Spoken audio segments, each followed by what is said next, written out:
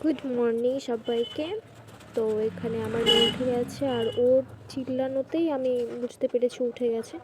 তো তারপরে এসে আমি আমার কাজ করছিলাম, আমি বিছানাগুলো গুছিয়ে নিচ্ছিলাম, ব্ল্যাঙ্কেট। আর ও তখন নিজে থেকেই উঠে হাতের কাছে পুতুল পেয়েছে, সেটা দিয়ে ও খেলতে শুরু করে দিয়েছে নিজে থেকে নিয়েই।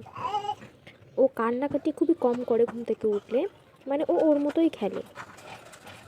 তো তারপর আমি এই যে কাপড়টা হচ্ছে আমি মশালের ওপরে দেই, মানে উপরের থেকে যে ঠান্ডাটা আসে, টিনের ঘর তো, তো ওটা হচ্ছে ঠান্ডাটা লাগে না, মশারির উপর দিয়ে রাখলে ঠান্ডাটা পড়ে না। তো এবার আমি ওকে উঠিয়ে নিয়েছি, ওর সাথে আমি একটুক্ষণ খেলা করব। তো দেখো ও কি বলে।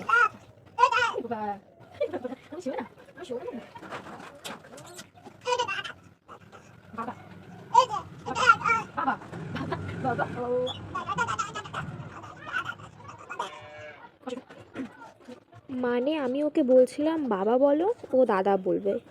দাদা, দিদি, দিদা সব কিছু বলবে, বাবা বলবে না। মানে বাবা বলবে 100 বার বলার পর একবার, মানে 100 বার দাদা বলবে তারপর বাবা বলবে। তো আমি এবার বিছানাটা ঝেড়ে নিচ্ছিলাম, তো ওকে তুলে আমি বিছানাটা ঝেড়ে তারপর আবার ওকে তেল মালিশ করবো হাতে পায়ে। মানে এখন ঠান্ডার দিন, বুঝতেই পারছো, বাচ্চাদের ঠান্ডা এমনিতেই লেগে থাকে, আর একটু ঠান্ডা বেশিই লাগে, বেশি বলতে খুবই বেশি লাগে, একটু তো ঠান্ডা লেগে যায়। তো আমি এখানে প্রথমে টিস্যু দিয়ে ওর মুখটা মুছে দিচ্ছিলাম, আর এদিকে ও দাদা করতেই আছে, মানে নন স্টপ চলতেই থাকে। মানে যতক্ষণ না পর্যন্ত ও ঘুমোচ্ছে ওর মুখ থেকে এটা কখনো যায় না দাদা। আর আমাকে কোনো কিছু করতে দেবে না, আমি ওর মুখে লাগাচ্ছি, ক্রিম লাগাচ্ছি, মানে ও ওর মতো চিল্লাচ্ছে দেখো।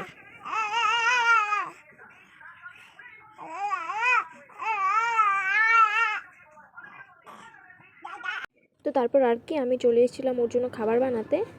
তো গাজর দিয়ে আমি ওকে ডেইলি গাজর, পালং শাক, আজকে পালং শাক ছিল না তাই গাজর দিয়ে ওকে খাইয়েছি।